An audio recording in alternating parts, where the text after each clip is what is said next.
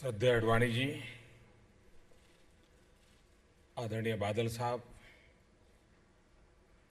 मंच पर विराजमान लोकतंत्र के प्रहरी के नाते जिनकी अहम भूमिका रही, ऐसे सभी वरिष्ठ महानुभाव और लोकतंत्र के प्रति कष्ट झेलने वाले सारे मीसावासी बंधु भगिनी, आज जयप्रकाश नारायण जी की जन्म जयंती हम मना रहे हैं और ये भी विधि का योग है कि 11 अक्टूबर जयप्रकाश जी के अनन्य साथी नानाजी देशमुख की भी जन्म जयंती है।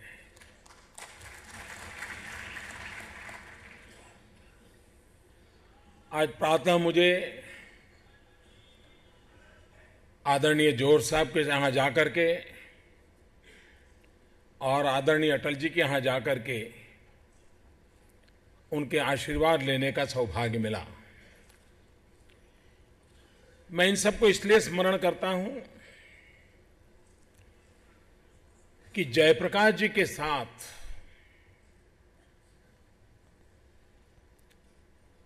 संपूर्ण समर्पण के साथ, पूर्ण कमिटमेंट के साथ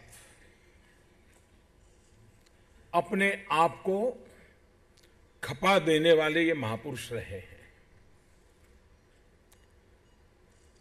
पटना की वो कूच, यहाँ उनके पुराने साथी बैठे हैं, उनको मालूम है, वे भी उस समय मौजूद थे।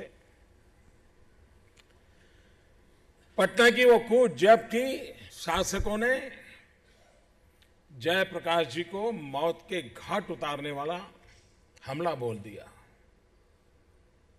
और अगर नानाजी देशमुख न होते और वो वार नानाजी अपने शरीर पर न झेलते तो शायद जयप्रकाश जी नहीं बच पाते। और नानाजी का वो उस प्रकार की उनका कौशल्य, सामर्थ्य, साहस, समर्पण, सारे वार झेल दिए। नानाजी को अस्पताल ले जाना पड़ा, लेकिन सिर्फ जयप्रकाश जी के जीवन को बचाने के लिए नानाजी ने अपने आप को झोंक दिया, इतना ही नहीं, राजनीतिक जीवन के सर्वोच्च काल में उन्होंने जयप्रकाश जी के विचारों को चरितार्थ करने के लिए राजनीति का मार्ग छोड़ा और गोंडा में जाकर के जयप्रभा नगर बनाया, जयप्रकाश नारायण और उनकी पत्नी प्रभा देवी के नाम से, और जयप्रभा नगर बना करके ग्रामोत्थान में अपना जीवन खपा दिया उन्होंने। बादल साहब जो कह रहे थे आज, वो सही बात है कि गांधी जी, जयप्रकाश जी जैसे महापुरुषों को याद करते हैं तो हिंदुस्तान का गांव तुरंत जुड़ जाता है। नानाजी वो व्यक्ति थे जिन्होंने जयप्रकाश जी के संपूर्ण क्रांति के विचार को वहां पर काम में लाया। अगर हम अब्दुल कलाम साहब को, जबकि 15 अक्टूबर को उनका जन्म जयंती आ रही है, अब्दुल कलाम साहब व्यक्तिगत रूप से किसी के सबसे ज्यादा तारीफ में कुछ न कुछ लिखा है, बोला है, तो नानाजी देशमुख के लिए बोला। और जयप्रकाश के विचारों को लेकर के नानाजी ने किस प्रकार से काम को किया। यहां जितने वरिष्ठ लोग हैं, अगर उस आपातकाल के दिनों को याद करूं तो मैं बहुत ही एक छोटा सा कार्यकर्ता, इन सभी वरिष्ठों की उंगली पकड़कर चलने का मुझे सौभाग्य मिला। आपातकाल ने नुकसान बहुत किया, पूरे विश्व में हिंदुस्तान की लोकतांत्रिक परंपरा को एक गहरा धक्का लगा दिया। लेकिन कभी कभी अकस्मातों में से भी अच्छाइयां जन्म लेती है। जेपी आंदोलन, नवनिर्माण आंदोलन, भ्रष्टाचार खिलाफ का जंग, इमरजेंसी के खिलाफ का जंग, आजादी के 25 साल के बाद एक ऐसा अवसर बन गया जिसने हिंदुस्तान के कोने कोने में एक नई राजनीतिक ब्रीड को जन्म दिया। आज हिंदुस्तान के राजनीतिक जीवन में जो लोग दिखते हैं, उसमें से अधिकतम वो लोग हैं जिनको उस आपातकाल के संघर्ष की कोख में से पैदा होने का अवसर मिला था। यानी बुरे हेतु से पैदा हुआ था।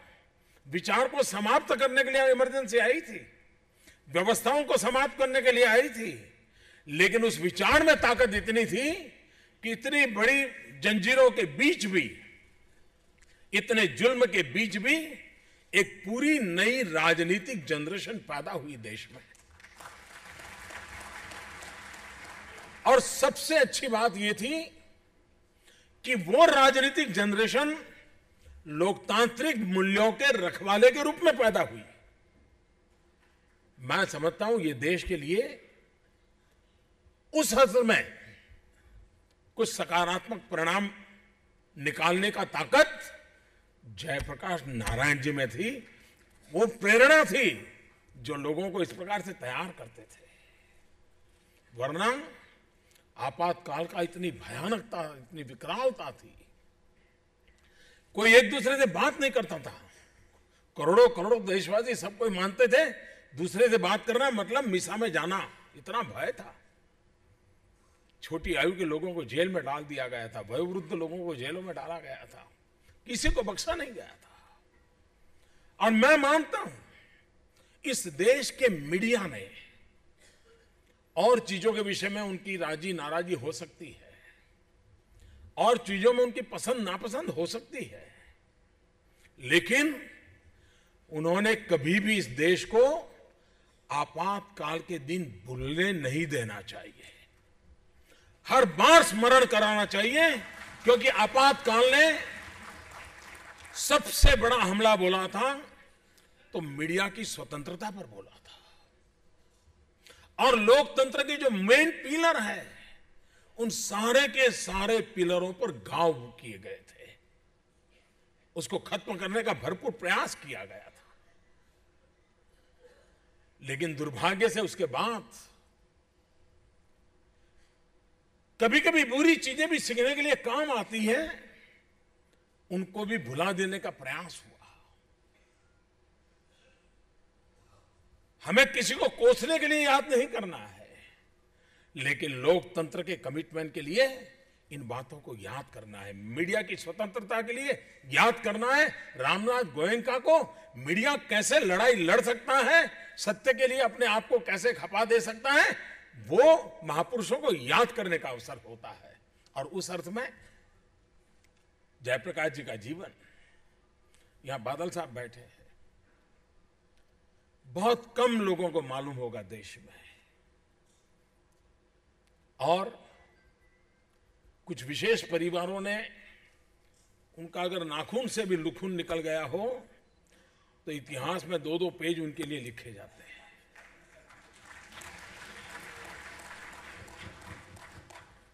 मैं मानता हूं बादल साहब हिंदुस्तान के नेल्सन मंडेला है।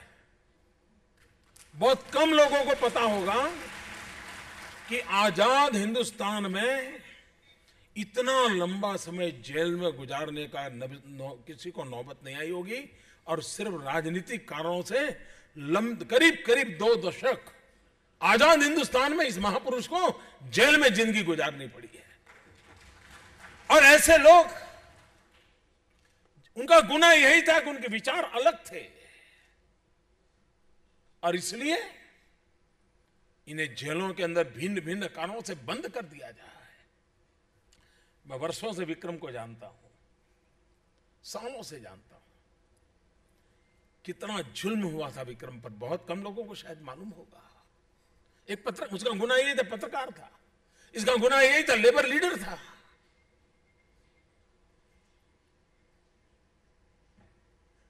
आज बहुत वर्षों के बाद मैं मिला गुजरात में, तो मिला था लास्ट में। मैं देख रहा हूं कैसे कैसे लोग थे जिन्होंने लड़ाई लड़ी। मेरा सौभाग्य था जॉर्ज साहब के साथ मुझे काम करने का अवसर मिला। नानाजी देशमुख, प्रभुदास पटवारी, जॉर्ज साहब, एक घर में हमारी मीटिंग हुआ करती थी और एक उस समय शब्द था 90 नॉट आउट। आचार्य कृपलानी जी, शंकरलाल बैंकर, ये 90+ वाले थे सब, उस समय गुजरात में ही रहते थे आपातकाल के दिनों में, और मुझे उन सबकी सेवा करने का सौभाग्य मिलता था। मैंने अडवाणी जी को पहली बार निकट से इमरजेंसी में देखा। बेंगलुरु जेल में थे और उनको राज्यसभा का फॉर्म भरने के लिए गुजरात में से राज्यसभा में जाना था उनका। बाबूभाई सरकार, जनता मोर्चा की सरकार बनी थी, तो बेंगलोर से हवाई जहाज में पुलिस उनको लेकर के आई फॉर्म भरने के लिए। हम तो बहुत जूनियर थे, तो एक व्यवस्था थी हमारे पास, तो व्यवस्था के तहत मुझे एयरपोर्ट पर जाना था उनको रिसीव करने के लिए। और उन्हीं समय हमारे एक पसंद भाई गजेंद्र गढ़कर, हमारे बड़े वरिष्ठ गुजरात के सार्वजनिक जीवन का नाम था, उनका स्वर्गवास हुआ था। पहली बार मैंने अडवाणी जी को देखा था उस दिन। फिर गुजरात से वो राज्यसभा के सदस्य बने थे। आपातकाल में मुझे बहुत छोटा होने के बावजूद भी, चाहे रविंद्र वर्मा जी हो, जॉर्ज साहब हो, ये बड़े वरिष्ठ लोग जो लोकतंत्र के लिए लड़ाई लड़ते थे, उनके साथ काम करने का अवसर मिला। गुजरात में नवनिर्माण आंदोलन शुरू हुआ था, हम नवनिर्माण आंदोलन से जुड़े और उसके कारण जयप्रकाश जी के निकट आने का अवसर मिला। जयप्रकाश जी ने 3 दिन लगातार गुजरात में रहकर के भ्रमण किया, तो मुझे भी उस समय व्यवस्था के तहत उन कार्यक्रमों में जाने का अवसर मिला, उनके पास रहने का अवसर मिला। और मैंने देखा कि भारत की दुर्दशा के प्रति जो आंख थी उनके अंदर, बोलने में कोई उस प्रकार से नहीं थे, बड़ी मृदु भाषा बोलते थे, सरल, और आवाज भी बड़ी धीमी रहती थी, लेकिन अंदर से जो उबलते हुए ज्वाला की तरह उनकी आंखों से वो झलक दिखती थी। वो परेशान है, देश की स्थिति के बदलना चाहते हैं। जिन सपनों को लेकर के उन्होंने देश के लिए अपने आप को खपा, भिन्न भिन्न विचारों प्रभावों से वो गुजरे थे। वो किसी एक विचार से बंधे हुए नहीं थे, वो खुले मन के थे। वे साम्यवादी विचार प्रभाव से अपने विद्यार्थी काल के प्रारंभ किया, बदलते राष्ट्रीय स्वयंसेवक संघ के समर्थक के रूप में भी अपने आप को उभरते थे। वो डरे नहीं थे, उनको चिंता नहीं हुई थी कि दुनिया क्या कहेगी। जब जो सत्य लगा उसके लिए जी लिया। ये जयप्रकाश जी की विशेषता।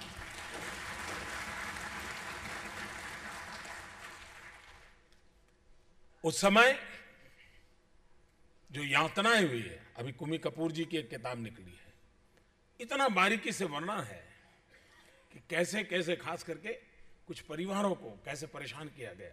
मुझे स्वामी के साथ काम करने का अवसर मिला। उस समय स्वामी भूगर्भ में थे, हम भी भूगर्भ में थे। हमारे मकरंद देसाई और स्वामी जी विदेश चले गए, क्योंकि हम लोगों को उस समय लगता था कि इंदिरा जी को सबसे ज्यादा चिंता दुनिया में उनका ओपिनियन क्या बन रहा है, उसकी सबसे ज्यादा वो कॉन्शियस थी। वो भारत को क्या हो रहा है गिनती नहीं थी इंदिरा जी, परवाही नहीं थी उनको, लेकिन दुनिया में उनके प्रति थोड़ा सा भी नेगेटिव हो जाए तो वो कॉन्शियस थी। तो फिर हम लोगों ने भी तय किया कि हम भी दुनिया में डंका बजाएंगे। केदारनाथ जी सहानी उसको कोऑर्डिनेट कर रहे थे शुरू में, बाद में स्वामी जी गए, मकरंद देसाई गए, और मैं यहाँ से लिखा पट्टी का काम करता, क्योंकि सारे वरिष्ठ लोग जेल चले गए थे, हम भूगर्भ में थे। तो उसके कारण मुझे एक पूरे देश के माहौल में लोकतंत्र के लिए जीने मरने वाले लोग और मूलतः गांधीयन लोग, मूलतः जो गांधीयन लोग थे, उनके साथ कार्य करने का अवसर मिला। आपातकाल में से जिस प्रकार से संकट आए, उस प्रकार से कभी कभी सोना तपता है, ज्यादा निखरता है। इमरजेंसी में भारत का लोकतंत्र तपा और ज्यादा निखर करके उभरा है, और वो जयप्रकाश जी और उनके साथियों का जो कंट्रीब्यूशन है उसके कारण हुआ है। जुल्म के बीच भी एक जज्बा होता है जो मूल्यों के लिए जीने के लिए ताकत देता है। ये इमरजेंसी का सबसे बड़ा सबक मिला है। इमरजेंसी को याद करके रोते रहना ये मेरी प्रकृति नहीं है। इमरजेंसी को याद करके लोकतंत्र की ताकत को पहचानना और आने वाली पीढ़ियों को परिचित करवाना ये समय की मांग है।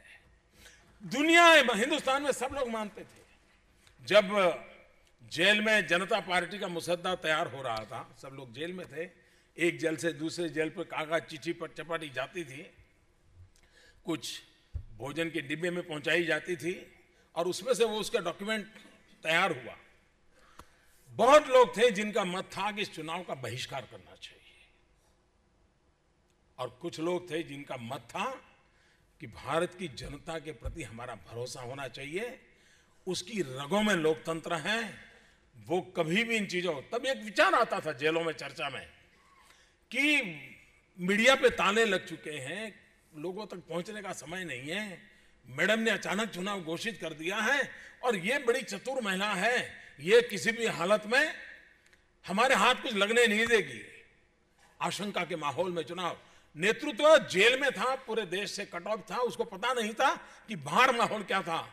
एक व्यक्ति दूसरे से बात नहीं कर पाता था कि लेकिन भारत के सामान्य नागरिक के लोकतंत्र की ताकत देखिए, भारत के सामान्य नागरिक के लोकतंत्र के प्रति आस्था देखिए, भारत के सामान्य व्यक्ति के रगों में दौड़ते हुए लोकतंत्र के उन संस्कारों को देखिए कि आपातकाल के बाद जैसा ही चुनाव आया, वो सभाओं में भी नहीं जाता था, डरता था, नारे नहीं थे, बैनर नहीं थे, पोस्टर नहीं थे, गुपचुप जैसे चुनाव हो रहा है ऐसा माहौल था, भय का साया था। और आरएसएस वगैरह को तो अभी जेल से छोड़ा भी नहीं था, इमरजेंसी तो वैसे ही उनके लिए तो चालू थी। लेकिन इस देश की जनता ने वो ताकत दिखाई, अच्छों अच्छों को घर घर भेज दिया, लोकतांत्रिक तरीके से भेज दिया और लोकतंत्र का विजय कर दिया। ये दुनिया के लिए अजूबा था कि कोई कम्युनिकेशन न हो तो भी। और मैंने उस समय एक किताब लिखी थी, इमरजेंसी ने मुझे लिखने की आदत इमरजेंसी ने डाली। मैं उस समय भूगर में था तो एक मुक्तवाणी नाम का अखबार चलाता था, उपनाम से। भूगर में था लेकिन उस अखबार को मैं पहुंचाता था लोगों के पास। इमरजेंसी के बाद मैंने किताब लिखी, उस किताब में मैंने घटना का वर्णन किया है। बस के अंदर एक महिला जा रही थी और कंडक्टर से जब उसने टिकट लिया और पैसे वापस दिए तो 1 रुपये की नोट थी, गरीब महिला थी। वो उसको कह रही थी कंडक्टर को कि नोट बदल दो। कंडक्टर कह रहा था कि नोट अच्छी है, क्यों बदलनी है। वो उसको समझा रही थी भाई मुझे नोट अच्छी कड़क चाहिए, नई चाहिए, नोट तो मुझे दो। वो कंडक्टर कहता नोट चलेगी नहीं चले, झगड़ा हो गया उनके बीच। तो मैं वहाँ अंदर बैठा था। अब हम उस समय भी पता नहीं कि हमको पुलिस क्या करेगी, चुनाव तो घोषित हो चुका था। तो मैंने जरा इंटरवीन करने की कोशिश की। मैंने उस माँ को पूछा, माँ नोट खराब नहीं है, चल सकती है, आप क्यों झगड़ा कर रही हो। उसने जो जवाब दिया मेरे लिए वो लोकतंत्र की सबसे बड़ी प्रेरणा था। उसने कहा आज हमारे गांव में बाबूभाई जसभाई पटेल आने वाले हैं शाम को और मुझे उनको 1 रुपया दान में देना है।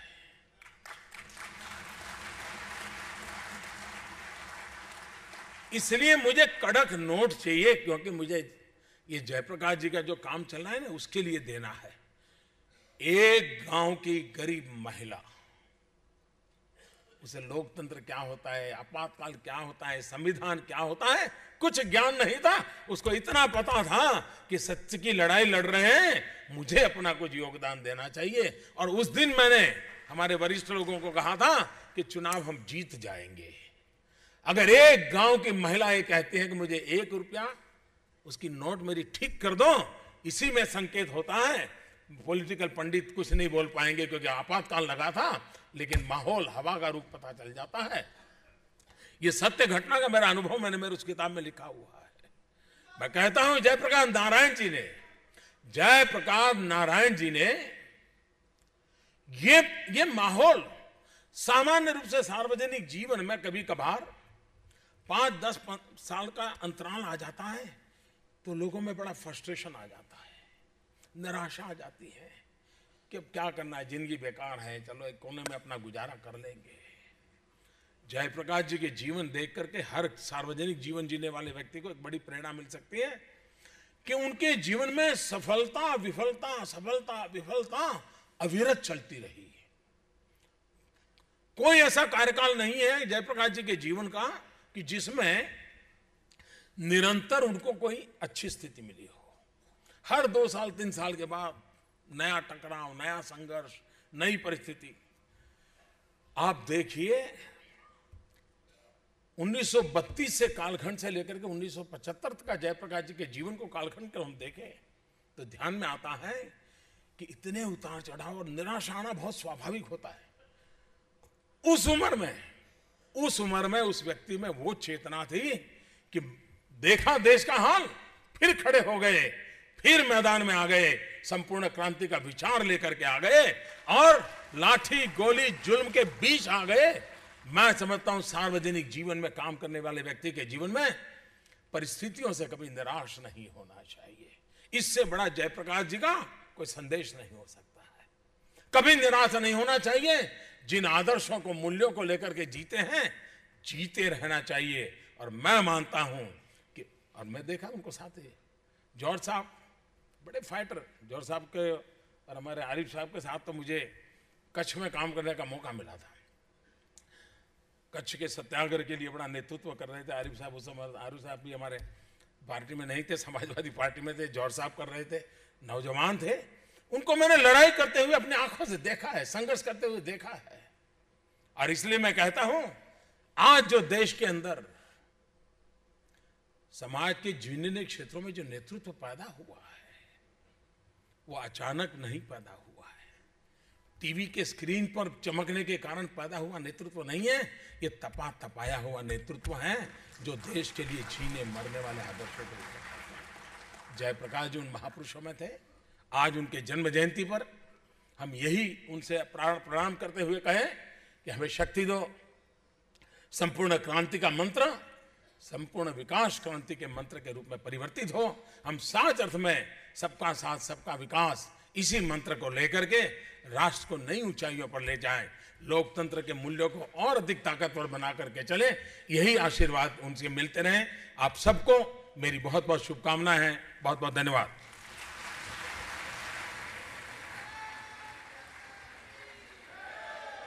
बहुत बहुत